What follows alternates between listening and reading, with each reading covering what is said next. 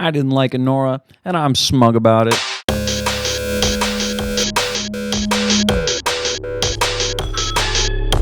This review's been really challenging to even begin writing. Since me and Hazel first saw Anora, I've kind of struggled to put into words why exactly I felt like this movie didn't hit the mark, but it was definitely a bit of a disappointment. Part of that's certainly my appreciation for Sean Baker's other work, mainly the Florida Project. Another part of that was the initial and the prolonged response to Anora. People really fucking like this movie, so I'm gonna tread lightly in this review. Anora's general darling status is one that was solidified with its winning of the 2025 Oscar for Best Picture. And the Oscar goes to Anora. Sean Baker has certainly cemented himself as an auteur for the voiceless or whatever, and he's definitely made a lot of movies about the lives of sex workers. So I've been pretty outspoken about my my stance on sex work. It's our oldest profession, yet it has an incredible unfair stigma applied to it. And what I've been trying to do with my films is sort of chip away at that very unfair stigma. While he does give his actors a lot of free range on the set to do what they want, his voice is still present within the movies. Being a nice indie director doesn't really make you any less of the liberal Hollywood elite. For me, it was a no-brainer that I would want to work with him, regardless of what the character would be or what the story would be. I knew going into the meeting I would say yes to anything, really. So that opens you up for criticism from dumbass YouTubers. And God forbid a white boy give another white boy a little critique. There have been detractors of the film. Generally, from what I've been able to find on the internet, most of people's criticisms end up just showing that they don't really like sex workers very much. And I want to iterate off the top of this essay that my criticism of Anora is directed specifically at its portrayal and resolutions of its abusive themes. Here are some bad Reddit criticisms. I don't know how Anora would be an example of women empowerment because she's the last person anybody would want their daughter to be. Is a good example of women empowerment someone you would want your daughter to be? What about as an example to you? I get the feeling this guy isn't a woman. She gets married to a billionaire's son, tries to save the marriage because she loves him, and totally not because of the lifestyle she gets access to, and later on has sex with one of his father's goons in exchange for a ring. And even worse, she calls that guy, the only one who was nice to her, a potential rapist. I cut that review off. Holy fuck. The author wants us to feel sorry for her. She made $15,000 for a week's work. A lot of money for a hooker. She has zero moral values, just like the kid she married. Yeah, man, I obviously do not agree with these criticisms of the film. These are all pretty gross. The main character does not have to be a likable person for the story to be a good story. Breaking Bad. The elements that humanized Annie were subtle but present, and while I personally may have wished for more moments of characterization from the film, her butterfly tattoo, they subtly show the bruises on her leg from her dancing on the stripper pole. Filming, and he was like, hey, so we've been location scouting, and we found a club, but it's not a strip club. And I was like, okay, that's fine. I was kind of like freaking out because I was like, I've just like destroyed my body learning to do this. So I convinced him to let me have one scene in the film where I get to do some 10-second trick. And I think she was also hoping that he would say that as well. Ooh. I think she assumed that they would spend the night together. That's interesting. Okay. I love to hear your interpretations of it. And there was this Rolling Stone writer I found who really liked the fact that she ate out of Tupperware. Once you give me health insurance, workers' comp, and a fucking 401k, then you can tell me when I work and not work. But one of the other conversations surrounding this movie is the prude talk. This movie's just porn versus censorship of sexuality devalues all art. And I hate being the both sides guy. This conversation gets heated, and it is one that is more nuanced than any single description of either side of it. In one way, artistic portrayal of a stripper's life is indeed one that benefits from the realistic replications of that work. But without substantial analysis to back this artistic representation, you kind of veer into the territory and make it softcore porn. Does this prevent the movie from being art? Well, is porn art? Yes. Now that we've gotten a little bit too philosophical, I'll say I do think that Anora is substantial enough to put it outside of the category of basic pornography. It's art. You criticize it like art. However, the movie's general tendency is to let like the scenes do the storytelling by like underwriting and just kind of letting the actors play around. In combination with its poor handling of some of the abuse themes, kind of give the impression that the movie's only priority was to like be silly and sexy. So porn? Again, I don't think so, but I get why that's the point of comparison here. And for the Gen Z is full of prudes arguers, I think that Substance should have won, so not me, bitch.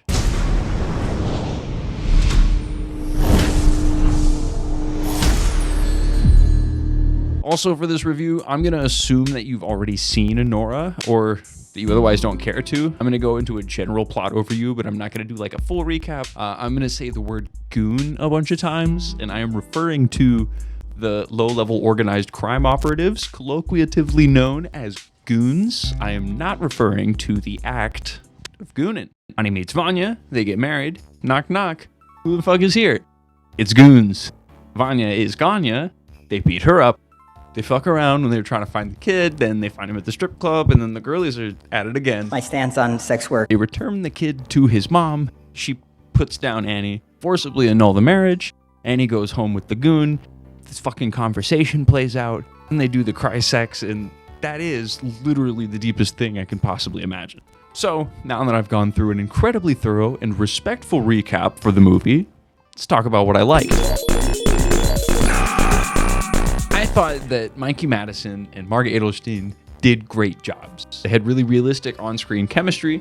I really enjoyed the scene when they were in the courthouse, both inside and outside. It gave a really effective feeling in conveying like the tired end of a long bender. They did a good job. I liked the goons' performances for the most part. Scenes of communication between Toros and like the uncle guy, they were funny and kind of stressful.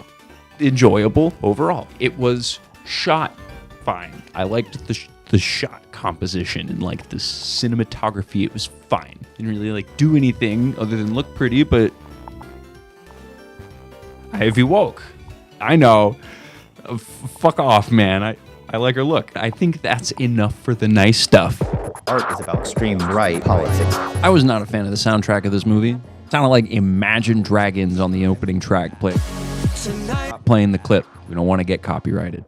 It played the song in the opening track in a way that almost felt like the movie was being self-aware, right? The horny, sultry nature of the inside of the strip club being contrasted with the really clean pop music sounding style. Almost felt like it was serving as some sort of social critique as opposed to just being a bland music choice. But as the movie goes on, you begin to see that that is just not the case. You know, they play DMX's Where the Hood At as an example of what the young people are playing at their parties. Uninspired. The next part that I had an issue with constructs all of the other issues that I have with this movie. Was its need to shoehorn in dark comedy in all of the moments wherein Anora was getting abused by the goons. It was very intense to shoot, especially because I was doing all of my own stunts. I mean, I'm fighting as hard as I can in every single scene, not just physically, but Annie's fighting emotionally. It's emotionally demanding, physically demanding, yes. I think having to keep in mind some of the absurdity of the situation, how that would play in the scenes. And so there was lots on my mind. She was getting thrown around and getting stuff broken in the house that she was in. And every single time, the goons would take an opportunity to just say a quippy remark. The discomfort was amplified for me and Hazel personally because our audience was just so overreactive, man. It was like in The Big Bang Theory, whenever a canned audience goes off and you can't tell if they even made a joke at that point or not. Hey, your copy of Science Magazine was in my mailbox. Check it out. All about planets this month. That's an atom. It was uncomfortable, especially given the subject material, watching a woman get abused by a bunch of grown men who were affiliated with Russian oligarchs. It felt dark in a way that the dark comedy wasn't really reflecting. What I can understand in reviews, it seems like this was intentionally played as comedy, and it was successfully read by a lot of the audience. This is a trend that I've seen in a lot of movies recently. Tim Robinson style post Tim and Eric sort of awkward sense of humor. I've seen a lot of jokes that fall flat in an audience that is otherwise laughing anytime something even remotely funny happens just because they don't understand what was going on. Nobody fails to laugh at a woman getting beaten up, especially if she's shouting. Maybe I'm sensitive towards this in movies. I want to say that I'm not opposed to portraying violence towards women in movies. It is a part of life, a bad part of life. You know, that's the shit that art art mimics, or does life mimic art? You have to go about it with the kind of nuance that it requires. It's a real topic that really affects real people, and you're going to invoke some triggers. And I think it's going to be amplified for people whenever they're watching it play out, and everybody around them is just like hooting and hollering and cackling. The movie didn't play as like a pratfall comedy piece to me. It felt like it almost wanted to do societal critique in the way that the Florida Project did, and the Florida Project still managed to have successful moments of comedy, but it didn't try to make you laugh when Mooney was in the bathtub and Mom was doing work. Maybe Florida Project just hits for me in particular because I drive down 192 fucking 8 times a week. Fuck Ron DeSantis. Fuck TMG. That's not relevant, but don't eat the Zionist burger. It's not that stretch of road, but fuck TMG. You're welcome to have all of these comedic moments, but I do think that making the audience sit with the harsh emotion of watching somebody get beat up in a systemic way is a valuable enough emotion that you shouldn't just kind of distance yourself from it with comedy. The final conversation between Igor and Annie was one of the biggest problems I felt overall, and it might not have been nearly as problematic if there was a better analysis on the prior half of the movie. Annie says very plainly what happened early in the film. Dude, you fucking assaulted me. That line is awesome. And immediately Igor downplays it. No, you. What? No. I didn't assault you. He continuously rephrases how it wasn't technically assault in a way that, for a moment, it almost feels self-aware. Я пытался тебя успокоить, чтобы ты не убилась. You fucking pinned me to the ground. You tied my fucking hands behind my back. You fucking gagged me. Have you seen the fucking bruises on my legs and my... First, it's because you have sensitive skin. You know, how could you possibly know what kind of skin she has? And then he goes on to call her all crazy. And it's second, because you're too crazy. He tries to liken himself to her by saying that they're both crazy. I mean, crazy too. Who wouldn't react like that in that situation? And Annie seems to let this win the argument until he asks, But anyway, you were not in danger of injury or harm, right? You know, if Garnick wasn't there, you'd have raped me. Guaranteed. this is one of the most salient possible criticisms of his actions. When there's somebody else who is violating your space, especially if there is a systemic element to it, there's always present the interpersonal fear that that person might be using their situational power to take much further advantage than might be allowed by the rules. And all it would have taken was a moment and someone with a proper lack of a moral compass. Think of like every military occupation of all time ever. This obviously isn't exclusively gendered, but the perp being a man and the victim being a woman definitely solidifies the validity of the fear of sexual assault. But the scene plays out like this. I wouldn't have raped you. Why? I'm not a rapist. No, it's because you're a kid-ass bitch. The scene appears to be doing a lot, and it almost even addresses the central problems that I have with the writing of this movie. The want to delve into the harsher aspects of abuse and sex work requires nuance. And while I don't think the scene does a bad job in portraying elements of this, it does it in a way that displays its lacking foundational understanding of gaslighting and abuse and ends up reinforcing the abuser's side of the argument. What I'm saying is, the scene fails because of what comes before it. The inherent irreverence of how the movie handled scenes of abuse prior lend credence to the argument that Eager is making through this scene that makes it feel like the movie itself is gaslighting you, especially if you empathize with its titular character. This was heightened for me personally in my first watch with my highly overreactive audience who laughed every time Igor did a pseudo gym office look. Even the scenes of her fighting back were framed comedically in a way that functionally constructs Igor's argument that we're both crazy. It really felt bogged down by the need to create plausible deniability so much to the point that it felt unable to ever appropriately discuss the nuances surrounding abuse. It's important to note that almost every single action that Anora takes within the movie, except marrying Vanya, but come on, is completely justified. Fighting back against abusers is obviously cool, especially in the context of what was happening to Annie, and the movie kind of forgets that. The comedic framing inherently serves to devalue the obvious horror that someone in that situation would be going through. Then to attempt to have the deeper conversation after the fact is just Sean Baker trying to have his cake and eat it too. You only get to have the cake for a little while. Dude, I don't want to actually touch it. I feel inappropriate. You can do it. Okay. Then you shit it out. Yeah, you pour the alcohol up here, comes down right into Mikey's mouth.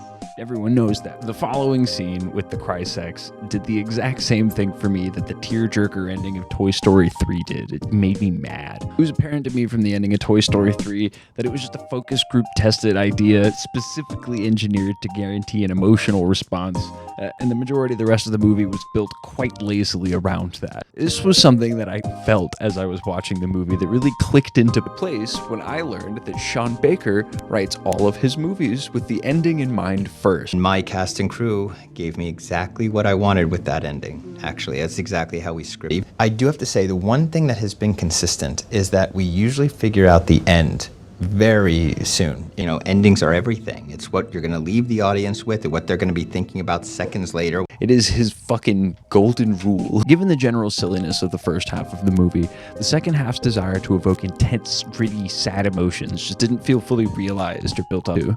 They say that the relationship between two shots is vastly more important than any one shot. Cut to a young man, city streets, daytime. He looks proud to be there. Cut then to nighttime, with him, less of his clothes, laying down on the streets in the exact same spot. That's meaningful. These, when analyzed shot after shot, give you a semblance of continuity that stories require. It feels like Anora has a good understanding of this, and maybe in a more theoretical story-building sense. Perhaps the starkness, the build-up, says something about our views towards abuse in totality. Even as I say this, it just doesn't feel like the case. There would be more systemic critique present. Between the comedic framing of Anora's abuse and the tragic framing of the retrospective, there is simply not enough substance to justify where the story ends up. Remember our two silly shots. Imagine we add a third. This time, the guy slits his wrists in the shower. See how that does not feel properly earned? Just a shock and tag at the end? Anora. So, I've gotten a little bit rambly about all these last points. And maybe it truly is great art if I'm so willing to dedicate so many words to it. But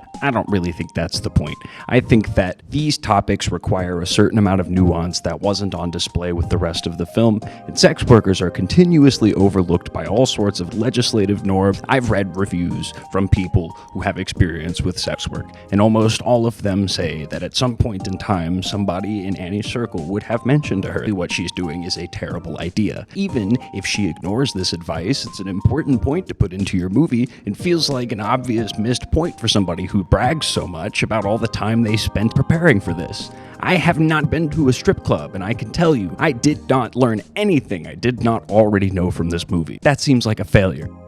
This next thing is nitpicky, so this is why I'm putting it at the end. Earlier in the movie, whenever Vanya brings up making Ani his very sexy girlfriend for the week, and he offers her $10K. She ends up talking him up to $15K, which was kind of a fun character moment. Far later in the film, whenever Vanya's mom is offering her money to stay silent about the whole affair, she again offers $10K. At this point, I totally thought that Ani was going to try to negotiate her back up to $15K again, and it would be an intelligent callback, but then nothing happens. And it just felt to me like the movie forgot that the earlier part even happened, and maybe it didn't, and maybe that's what the callback was, and I'm just overanalyzing on that point, but it still felt like you could have done something with this if you remembered it was there. It's a nitpick, that's why it's at the end. Does it not prove substance right that Sean Baker! did way less than Coralie Forget did and won the Oscar? Well, I think that Demi Moore got robbed. Substance was a good-ass movie, and every single time I think back to it, it got proven right about how the Oscars went down, man. And it proves that porn gets to be high art, but horror movies don't get to be high art. That's fucked up, man. I think horror movies deserve better representation in media, man. All right, I've said my piece. All right. I've said my piece.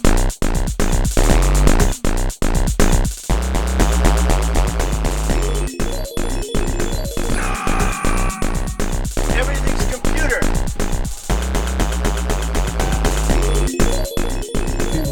I hope you drank beer and you get drunk. Hey guys, if you disagree with my opinions, get in the comments. If you liked the video, thank you. We made it. So me and Hazel worked on it really hard. We're gonna make another one.